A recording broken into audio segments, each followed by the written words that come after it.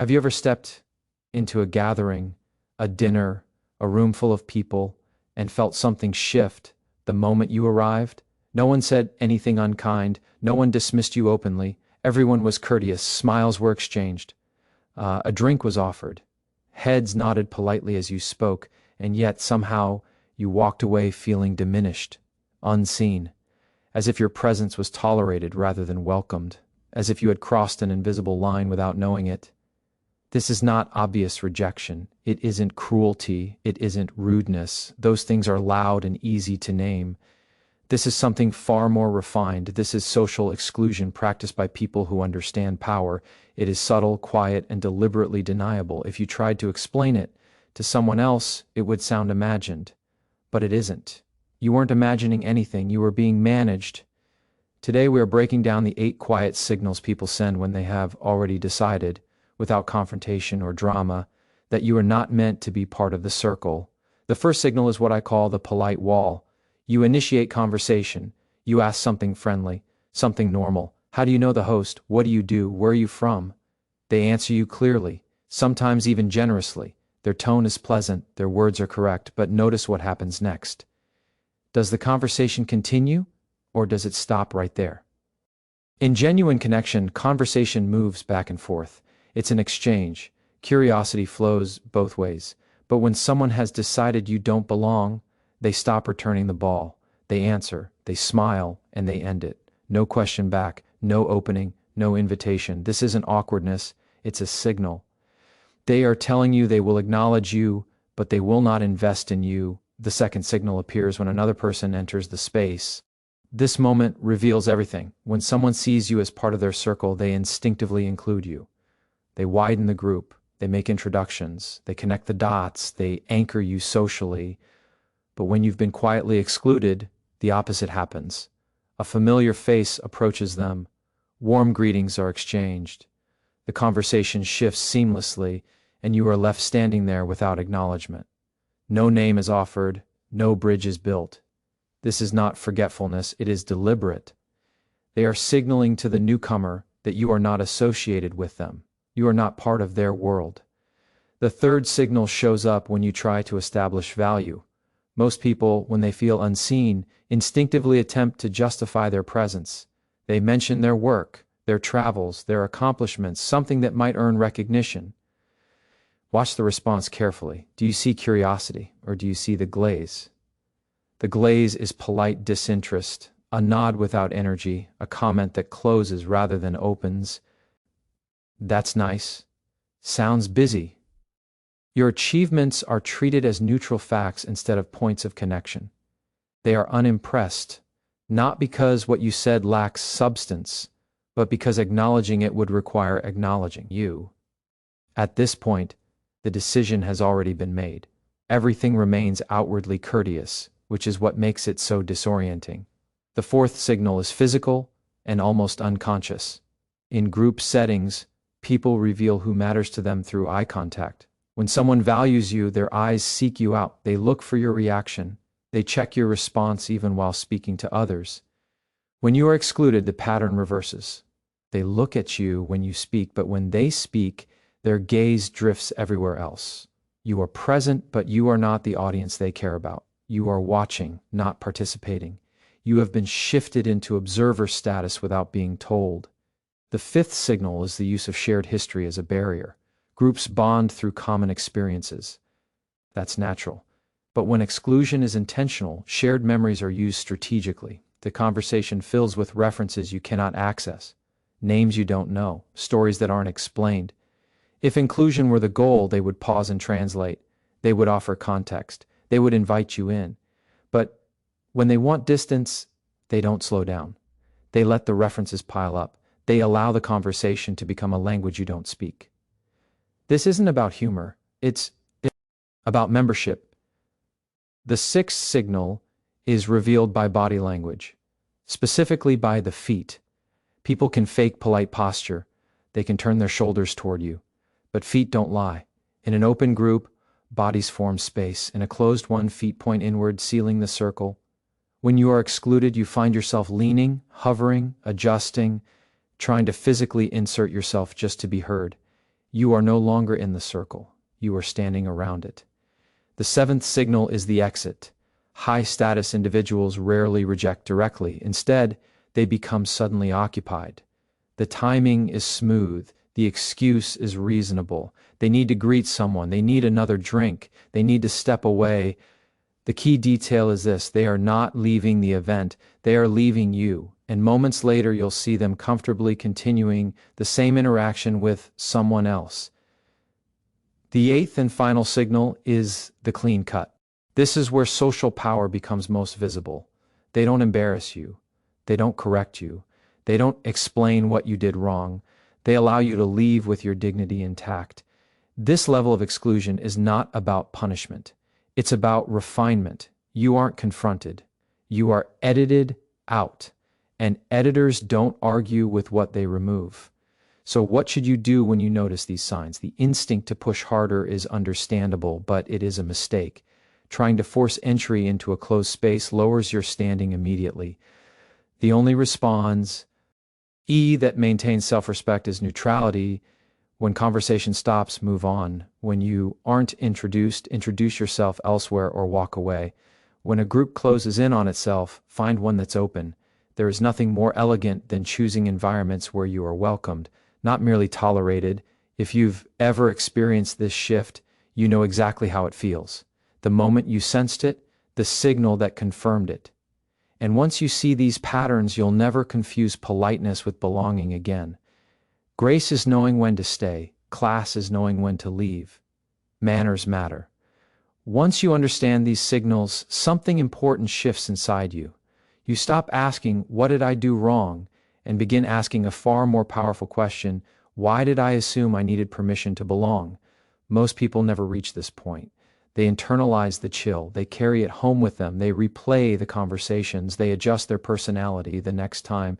They become quieter, smaller, more agreeable, not because they lack confidence, but because they misinterpret exclusion as a verdict on their worth.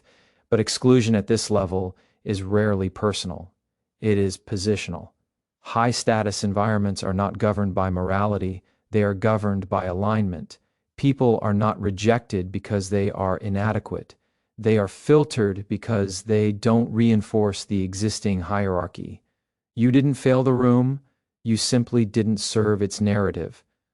This is where most people get trapped. They believe that if they could just decode the rules well enough, they could earn permanent entry. But that belief misunderstands how power works. Power does not reward effort. It rewards fit, and fit is often decided before you speak. Think about how quickly judgments are formed. Before you finish your first sentence, your role has already been assigned. Are you someone to be elevated, tolerated, or ignored? This decision is made through cues so subtle you never consciously notice them. Your pace, your posture, your certainty, your comfort with silence, the way you enter a room without scanning for approval. These things communicate far more than your credentials ever could. That's why trying harder backfires. Over-explaining signals insecurity, oversharing signals miscalibration, overperforming signals hunger. And hunger is the fastest way to be placed beneath someone socially. High-status individuals are not impressed by effort. They are reassured by ease. Ease says, "I belong somewhere, even if it's not here." This is also why indifference is so powerful. Indifference is not coldness. It is self-containment. When you disengage gracefully, you send a message without words. You demonstrate that your sense of self does not depend on that particular room, table, or group. You are not rejecting them. You are simply reallocating your energy. And energy is the real currency here. Watch what happens when someone stops seeking validation. They become unpredictable. They are no longer easy to manage. Their presence becomes neutral rather than needy, and neutrality disrupts hierarchy. People don't know where to place you when you refuse to compete for their approval. This is why the most elegant response to exclusion is composure. Not confrontation, not withdrawal, composure. You don't rush your exit. You don't linger awkwardly. You finish your drink. You thank the host. You leave without urgency or explanation. You allow the moment to close cleanly. And something fascinating happens afterward. People remember how you left more than how you arrived. They remember that you didn't scramble, that you didn't cling, that you didn't shrink. You became, in hindsight, someone difficult to define, and ambiguity is powerful. It leaves space for reconsideration, not because you asked for it, but because you didn't. Now let's talk about what not to do, because this is where many intelligent, well-intentioned people sabotage themselves. Do not narrate your discomfort. Saying I feel a bit out of place may feel honest, but it places emotional labor on others and signals uncertainty about your own value. Do not seek reassurance. Reassurance is only given from above, never across. And do not attempt to dominate the room to compensate. Loudness is not confidence, it is exposure. Instead, master the art of quiet self-possession. Quiet self-possession looks like listening without performing. It looks like speaking only when you have something pure cease to say. It looks like not interrupting the flow to insert yourself. You allow conversations to pass without grabbing them. You let silences exist without filling them.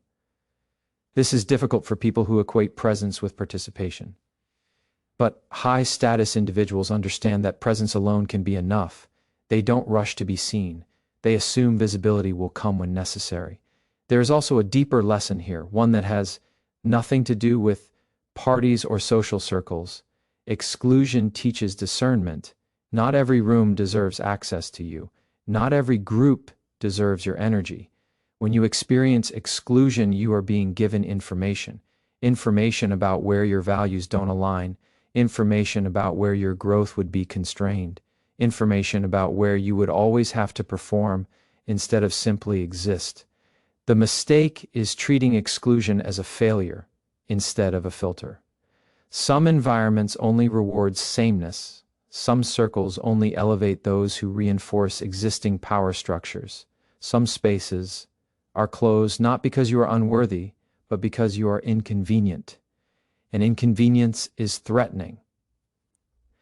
Now, let's talk about the moment after exclusion, because this is where self-respect is either strengthened or eroded. What you do next matters. If you leave and immediately criticize yourself, you internalize the rejection. If you rehearse imaginary comebacks, you stay psychologically tethered to people who have already disengaged. If you tell the story with bitterness, you give them power they never asked for. But if you leave and remain intact, something shifts. You retain authorship of your identity. You do not allow one room to define your range. You understand that social hierarchy is situational, not universal. A person who is overlooked in one environment may be sought after in another. A person who is invisible in one circle may be central in a different one. Status is not a fixed trait, it is context dependent. This is why confident people move fluidly between spaces. They don't cling to places that require them to contort themselves. They don't romanticize environments that withhold warmth.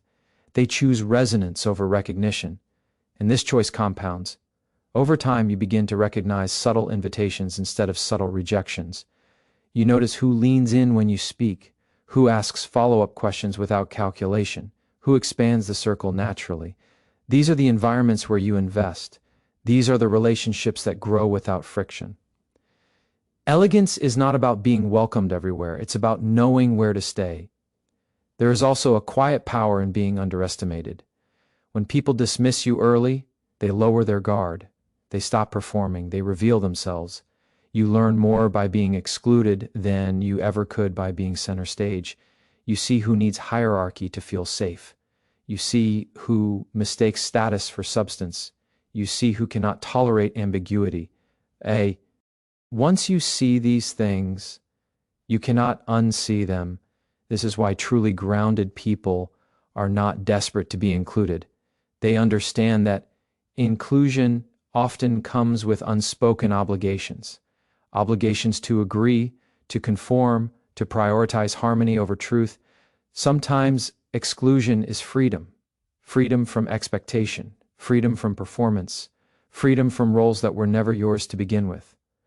And here is the final shift, the one that changes everything.